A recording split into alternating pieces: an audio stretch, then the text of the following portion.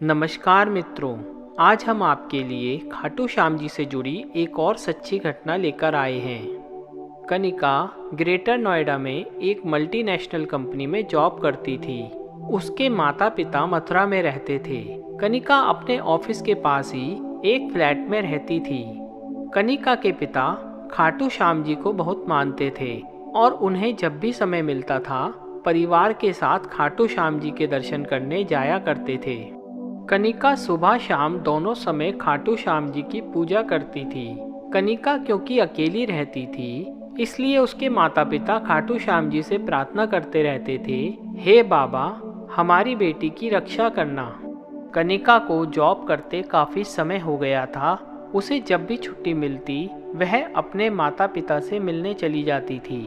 कुछ समय बाद कनिका के पिता ने हरिद्वार जाकर गंगा स्नान करने का निश्चय किया।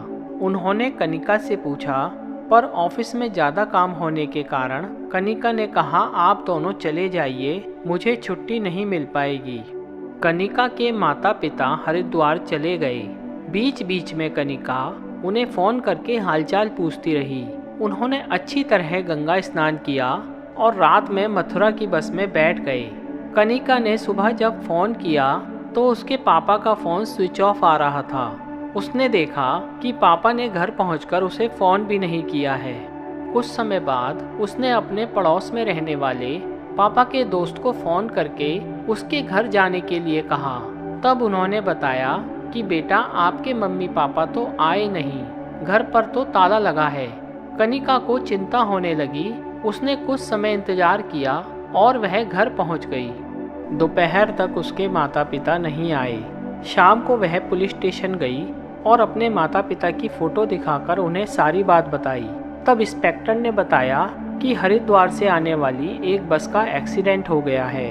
आप रुड़की के अस्पताल चली जाइए, वहीं यह एक्सीडेंट हुआ है। कनिका वहीं रोने लगी। तब उसके अंकल कनिका को समझाने लगे। उन्होंने कहा, रात बहुत हो चुकी है, सुबह 5 बजे हम चलेंगे। कनिका रोते हुए घर आ गई। घर में काफ़ी लोग इकट्ठा हो गए थे। उसने किसी से बात नहीं की। वह खाटू श्याम जी के सामने जाकर बैठ गई और बाबा का ध्यान करके कहने लगी, मेरे माता पिता की रक्षा करो बाबा, उनके अलावा मेरा कोई नहीं है, मुझे अनाथ ना होने देना बाबा। इसी तरह वह प्रार्थना करते करते वहीं सो गई। सुबह वह जल्दी उठ गई और अंकल के साथ रुड़की चली गई। वहाँ सभी अस्पताल, पुलिस स्टेशन, सब जगह ढूंढा, पर उसके माता पिता का कहीं पता नहीं चला। फिर वे लोग उस जगह पहुंचे जहां एक्सीडेंट हुआ था, पर वहां भी कोई नहीं था। कनिका का दिल बैठा जा रहा था। वह मन ही मन खाटू श्याम जी का नाम लेने लगी। उसने दोबारा पुलिस स्टेशन जाकर सभी घायलों की और यहाँ तक कि मरने वालों की भी लिस्ट चेक की, पर उसके माता पिता का कहीं पता नहीं चला। कनिका को लगा सब खत्म हो गया। वह हार कर घर वापस आ गई। मथुरा से भी वह बार बार पुलिस स्टेशन फ़ोन करती, पर उसके माता पिता का कोई सुराग नहीं मिल पा रहा था। वह सारा दिन खाटू श्याम जी के सामने दीपक जलाकर बैठी रहती। घर में कुछ रिश्तेदार आ गए थे जो उसे संभाल रहे थे, पर वह किसी से बात नहीं करती और सारा दिन मंदिर के सामने बैठी रहती थी। इसी तरह 5 दिन बीत गए। छठे दिन सुबह 7 बजे उसके पिता का फ़ोन आया कि वे मथुरा बस स्टैंड पर बैठे हैं, तुम गाड़ी लेकर आ जाओ, यहाँ कोई सवारी नहीं मिल रही है। कनिका को विश्वास नहीं हुआ। तब उसके पिताजी ने बताया, हम दोनों ठीक हैं। कनिका अपने अंकल के साथ बस स्टैंड पहुँची। वहाँ उसके माता पिता बैठे थे।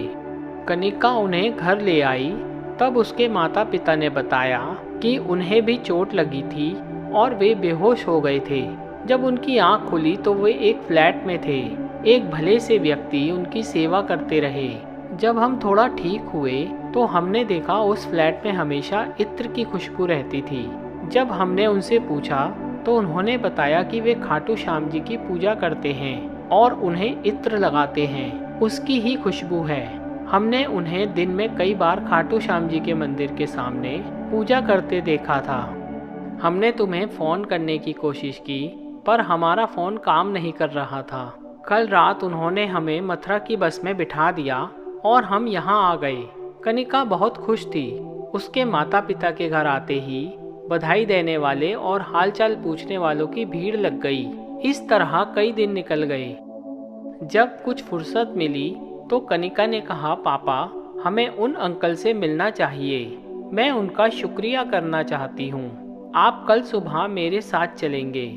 अगले दिन कनिका अपने माता पिता के साथ रुड़की में उसी फ्लैट के पास पहुँच गई। वहाँ जब ऊपर जाने लगे तो गार्ड ने रोका।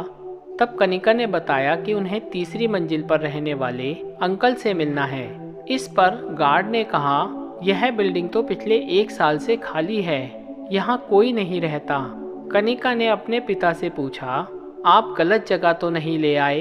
तब उसके माता पिता ने कहा, नहीं बेटी, हम इसी बालकनी में बैठकर यहाँ का सारा नज़ारा देखते थे। कनिका ने गार्ड से आग्रह करके तीसरी मंजिल पर चलने को कहा। वहाँ जाकर देखा कि कोई नहीं था।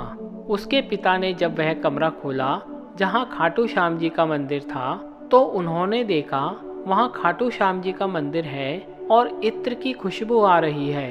कनिका ने कहा, पापा, खाटू नरेश ने खुद आपकी सेवा करके आपको नई जिंदगी दी है। वे खुद आपका सहारा बनकर यहाँ रहे। तीनों की आंखों से आंसू बह रहे थे। उस दिन से उनका श्याम बाबा पर विश्वास और बढ़ गया। हे खाटू श्याम जी, अपने भक्तों पर सदा आशीर्वाद बनाए रखना, यही हमारी प्रार्थना है। जय श्री श्याम। दोस्तों, आपको ये वीडियो कैसी लगी हमें कमेंट बॉक्स में ज़रूर बताएं और इसे अपने मित्रों के साथ शेयर करें। साथ ही हमारे चैनल कथा अमृत को